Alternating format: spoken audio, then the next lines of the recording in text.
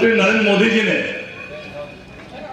जो कर में कमी की, जीएसटी में कमी की, आज तक हम लोग रोजमर्रा की वस्तुओं की, अन्य वस्तुएं, पिछली सरकार में हम लोग देखते थे कि टैक्स कितना बढ़ रहा है, घटने का तो सवाल नहीं था, कितना टैक्स बढ़ रहा है। जब बजट आता था तो पिछली सरकारों में ध्यान रखा टैक्स कितना बढ़ेगा, लेकिन माननीय प्रधानमंत्री नरेंद्र मोदी जी ने 15 अगस्त के अपने अभिभाषण में जब लाल किले के प्राचीर से वो भाषण दे रहे थे तो बड़ी राहत उन्होंने देश के देशवासियों को दी और 395 कैटेगरी में टैक्स की कमी की। इस 395 कैटेगरी में हजारों तरह की वस्तुएं और रोजमर्रा की भी वस्तुएं, उपभोक्ता सामग्री भी है, बाइक भी है, मोटरसाइकिल भी है और भी बहुत तरह के, या सीमेंट हो या सैनिटरी पैड हो, पेंट हो, फुटवेयर हो, television set, refrigerator set, washing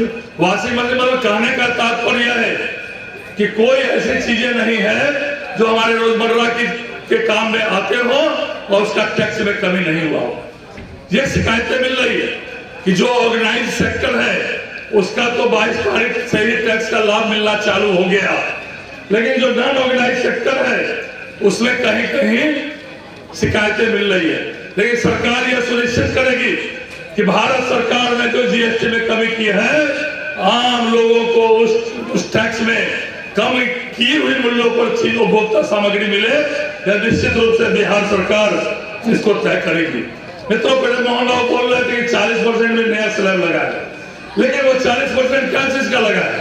वो 40% जो तंबाकू की वस्तुएं या जो बहुत विलासितापूर्ण आप करोड़ों की गाड़ियां खरीदते हैं, या बुलेट बाइक ऐसी जो सामान्य लोगों के सर के लेवल में नहीं है, ऐसी मोटरसाइकिलें जो बहुत ऊंचे दाम की, 350 सीसी से ऊपर की, ऐसे चीजों की टैक्स बढ़ा है। लेकिन जो आम लोग, जो 90-95% लोग जो वस्तुएं रोजमर्रा की का उपयोग करते हैं, उन सभी चीजों में जो है आदरणीय प्रधानमंत्री नरेंद्र मोदी जी ने कर में राहत की है, जिसके कारण भारी मात्रा में लोगों के उपभोक्ता सामग्री खरीदने में कमी हुई है। तो ज्यादा वक्त नहीं लेते हुए, बड़ी संख्या में यह माँ बहनें भी उपस्थित है और ज्यादा माँ बहनों को ही पैसा का जुगाड़ करना पड़ता है, चौका चूल्हा बर्तन करना पड़ता है, खाना बनाना पड़ता है।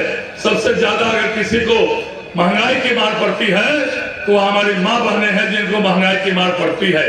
लेकिन प्रधानमंत्री जी ने आज जीएसटी में राहत देकर सबसे बड़ी राहत किसी को दी है तो हमारी माँ बहनों को इसका राहत दिया है। बड़ी संख्या में बहनें यहाँ उपस्थित है। अभी हम लोगों ने 150 यूनिट बिजली फ्री की है और 400 से बढ़ाकर 1100 वृद्धाप्य जो पेंशन है उसको बढ़ाया है। साथ ही रोजी रोजगार के लिए 10,000 तक की राशि प्रत्येक परिवार के महिलाओं को जाना प्रारंभ हुआ है। वो अच्छे से रोजगार करेगी तो उनको 2,10,000 तक आर्थिक लाभ मिलेगा। ये कोई कर्जा नहीं है, इसको वापस नहीं करना है, ये मदद है। और 75 लाख महिलाओं को कल ही प्रधानमंत्री जी ने एक बटन दबाकर 75 लाख महिलाओं के खाते में 10,000 की राशि दी। ये आदरणीय प्रधानमंत्री और आदरणीय मुख्यमंत्री जी का जलवा में आके आग्रह करना चाहता हूँ।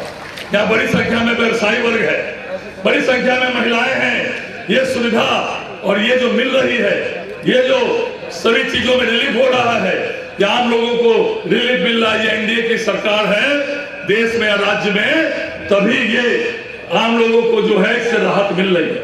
इसलिए चुनाव आने वाला है, फिर से कैसे प्रधानमंत्री जी मजबूत हो और पुनः कैसे नीतीश कुमार जी के नेतृत्व में एनडीए की सरकार फिर से बिहार में बने, इसके लिए सभी लोगों को कमर कसकर, पूरा कमर कसकर एक वोट कैसे एनडीए के खाते में जाए, कैसे कमल फूल और जदयू और लोजपा में जाए, या हम या रालोसपा में जाए, इसके लिए सभी लोगों को घर घर जाकर आम लोगों को बताना होगा।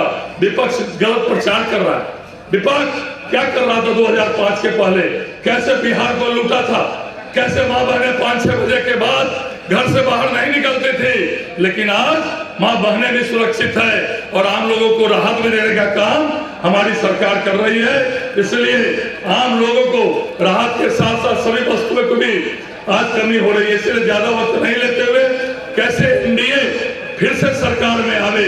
और जो माहौल लग रहा है पूरे बिहार का, गांव गरीब का, आम लोग मन बना चुके हैं कि फिर से एनडीए की सरकार बिहार में बनेगी। इसी आशा और विश्वास के साथ एक बार पुनः यहाँ हमारे उमेश जी हैं जिला प्रभारी, एक बार पुनः आप सभी लोगों को नमस्कार और प्रणाम करते हुए अपनी वाणी को विराम देता हूँ।